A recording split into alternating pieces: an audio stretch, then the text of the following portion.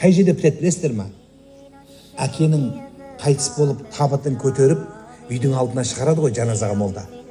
Сол бірінші рет такбирді алып, жаназа бітіп, өлікті бүйтіп, мәйітті әкені иыққа көтергенде, әкенің абыройы сол жерден бітеді екен. Күші сол жерден бітеді. Әкенің күші сол жерге дейін тұрады. Сүйегінің өзі әкенің сүйегі үйге сыз береді. Осыны білген көп аналарымыз күйеуінің шапанын, киімін төрге қойған екен, өліп кеткеннен кейінде. Ақшасын салып қояды екен. Бала ақша сұрайды ғой. Ақша сұрағанда, анау әкеңнің шапанынан барып ал дейді екен, костюмінен.